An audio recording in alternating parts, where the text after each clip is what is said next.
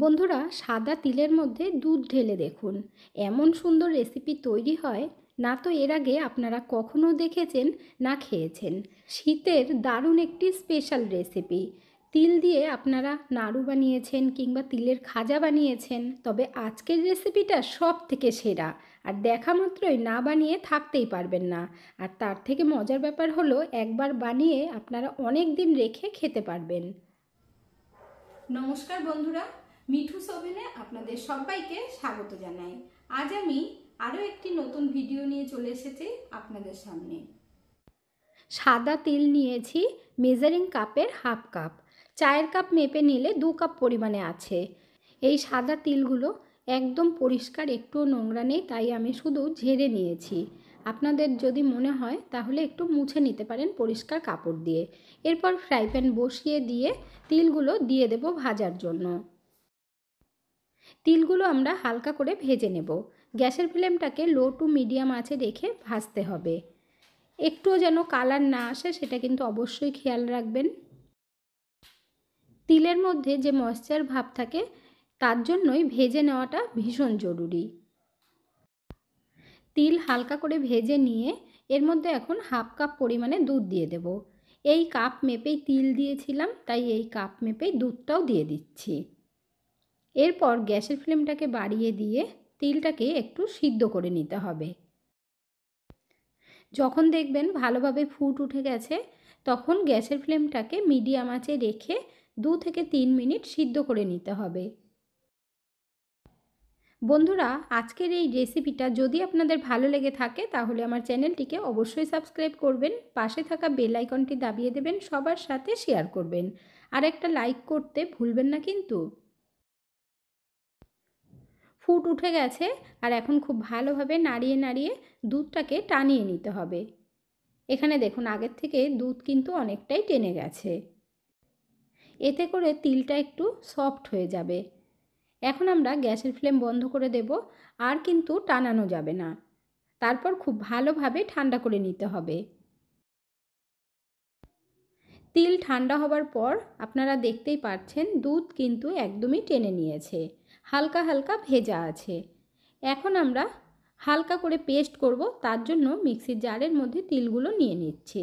আপনারা চাইলে এর মধ্যে 2-3 চামচ দুধ আরও দিয়ে দিতে পারেন, যদি মনে হয় পেস্ট করতে অসুবিধে হচ্ছে। মিক্সিটাকে পালস মোডে রেখে ঘোরাতে হবে, বা হালকা হালকা থেমে থেমে ঘোরাবেন, না হলে কিন্তু একদম পেস্ট হয়ে যাবে, খেতে ভালো লাগবে না।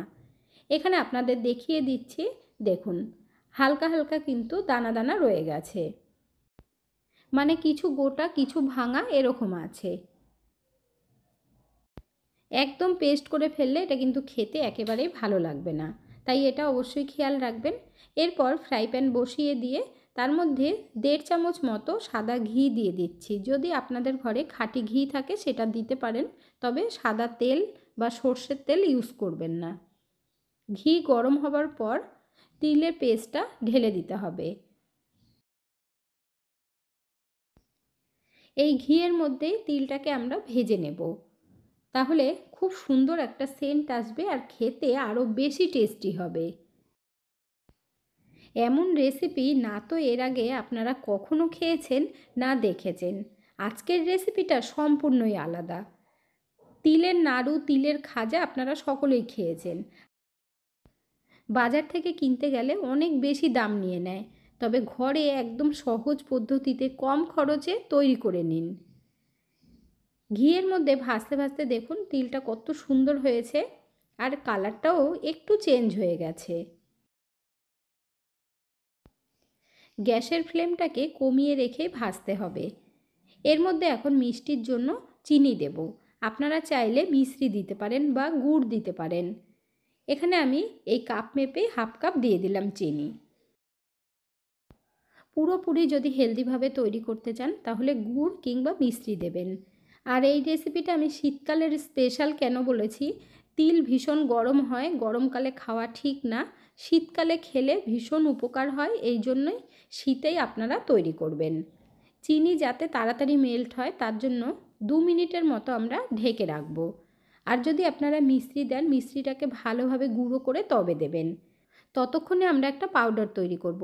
তার জন্য কাঁচা বাদাম খোলাতে ভেজে নিয়ে খোসা ছাড়িয়ে হাফ কাপ দিয়ে দিলাম। কয়েকটা কাজু আর অ্যালমন্ড দিয়ে দিচ্ছি। এরপর ভালোভাবে আমরা গুঁড়ো করে নেব। একটু যদি দানা দানাও থাকে অসুবিধে হবে না। এখানে আপনাদেরকে দেখিয়ে দিচ্ছি, দেখুন পাউডার আমাদের একদম রেডি হয়ে গেছে।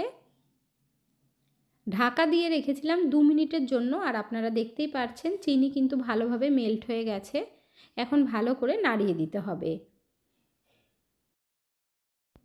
জল যাতে টেনে গিয়ে একটা ডোয়ের আকারে এসে যায় ততক্ষণ নাড়াতে হবে। এর মধ্যে এখন আমরা বাদামের পাউডার দিয়ে দেব। তার সাথে দেব ডেসিকেটেড নারকেল। নারকেলের গুঁড়ো দিয়ে দিচ্ছি হাফ কাপ পরিমাণে। যদি নারকেলের গুঁড়ো না থাকে তাহলে কিন্তু স্কিপ করতে পারেন।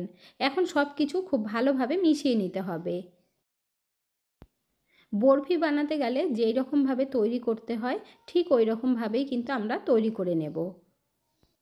বন্ধুরা, আপনারা কে কোথা থেকে ভিডিওটি দেখছেন অবশ্যই কমেন্ট করে জানাবেন, তাহলে আমিও বুঝতে পারবো আমার বন্ধুরা কোথা থেকে দেখছেন।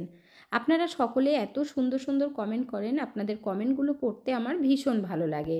এইভাবেই আমাকে সাপোর্ট করার জন্য আপনাদেরকে জানাই অসংখ্য ধন্যবাদ।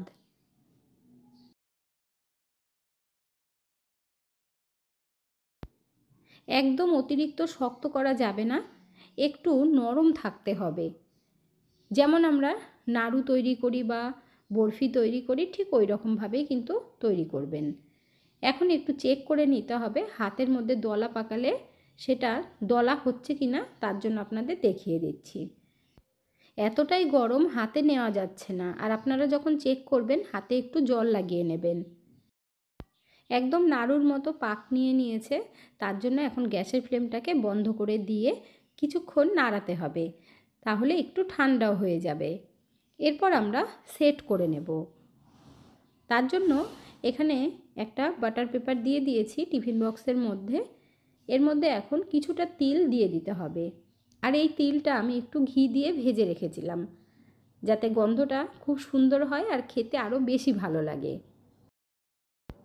তিল দেবার আগে তেল বা একটু ঘি লাগিয়ে নেবেন বাটার পেপারের মধ্যে। তারপর তিলের ডোটা ঢেলে দেব। আর এটা সেট করতে কিন্তু কোনোই অসুবিধে হয় না, খুব তাড়াতাড়ি শক্ত হয়ে যাবে, মানে ঠান্ডা হওয়ার সাথে সাথে শক্ত হয়ে যাবে। এখন ভালোভাবেই চেপে চেপে সেট করে দেব।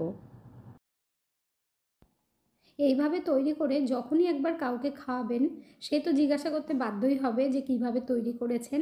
আর এমনিও ঘরে তৈরি করলে বাজার থেকে অতিরিক্ত দামে আনতেও হবে না, কম খরচে তৈরিও করে নিতে পারবেন, আর একদম সহজ পদ্ধতিতে। ওপর থেকে আবারও তিল দিয়ে দেব, আর খাওয়ার সময় তিলটা যখন মুখে পড়বে একটু ক্রাঞ্চি ভাব থাকবে, দেখবেন খেতে আরও বেশি ভালো লাগে। তিলটা দিয়ে তারপর আবারও সেট করে দিতে হবে যাতে ওপর থেকে খুলে না যায়।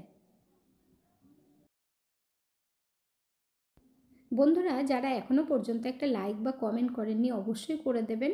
আর আমার চ্যানেলে এই ধরনের নতুন নতুন রান্নার ভিডিও পেতে হলে চ্যানেলটিকে সাবস্ক্রাইব করে পাশে থাকবেন। এখন আমরা ঠান্ডা হওয়া আর শক্ত হওয়া পর্যন্ত ওয়েট করব। 1 ঘন্টা পর আপনাদেরকে দেখিয়ে দিচ্ছি, দেখুন কত সুন্দরভাবে শক্ত হয়ে গেছে। এরপর ডিমোল্ড করে নিতে হবে, তাই টিফিন বক্সটাকে ধরে উল্টে দেবেন। এরপর বাটার পেপারটাকে আস্তে আস্তে টেনে তুলে নেব। এই কারণেই তেল বা ঘি লাগিয়ে নিতে বলেছি। দেখুন কত সুন্দর লাগছে দেখতে। এরপর কেটে নেব, আপনাদের যেমন মন চায় সেইভাবেই কাটবেন। একটু জোরে চাপ দিয়ে কাটতে হবে যেহেতু শক্ত হয়েছে সেই কারণে।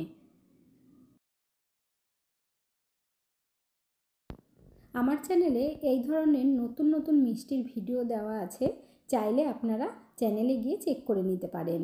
আশা করছি আপনাদের কাছে ভীষণ ভালো লাগবে। এইভাবে তিলের বরফি যদি আপনারা কেউ খেয়ে থাকেন অবশ্যই কমেন্ট করে জানাবেন। এখানে দেখুন এবার আমি চৌকো করে কেটে নিচ্ছি। এবার এক পিস তুলে আপনাদেরকে দেখিয়ে দেব যে কতটা সুন্দর হয়েছে। দেখুন, তিলটা যদি একদম পেস্ট করা হতো তাহলে কিন্তু একেবারেই ভালো লাগতো না। এরপর একটা প্লেটের মধ্যে তুলে নিচ্ছি। আপনারা চাইলে এয়ারটাইট কন্টেনারে ভরেও রাখতে পারেন বা টিফিন বক্সে করেও রেখে দিতে পারেন। যদি ঠান্ডা ঠান্ডা খেতে চান তাহলে ফ্রিজে রাখবেন। কি দারুণ হয়েছে না দেখতে বন্ধুরা, খেতেও কিন্তু ততটাই সুন্দর হয়েছে। বিশ্বাস না হলে একবার বানিয়ে দেখুন। এখন এক পিস ভেঙে আপনাদেরকে দেখিয়ে দেব, তাহলে আপনারাও বুঝতে পারবেন। মার্কেট থেকে যখনই আনতে যাবেন দেখবেন অনেক বেশি দাম নিয়ে নেবে, তাও আবার এইরকম হেলদিভাবে তৈরি করবে না, অনেক রকম ভেজাল মেশানো থাকে। তাই হেলদিভাবে ঘরে তৈরি করুন আর বাড়ির সকলকে নিয়ে এনজয় করুন। আজকের ভিডিওটা আপনাদের কাছে কেমন লাগলো অবশ্যই কমেন্ট করে জানাবেন। এতক্ষণ ধৈর্য ধরে ভিডিওটি দেখার জন্য অসংখ্য ধন্যবাদ। ভালো থাকবেন, সুস্থ থাকবেন। দেখা হচ্ছে পরের ভিডিওতে। Thank you.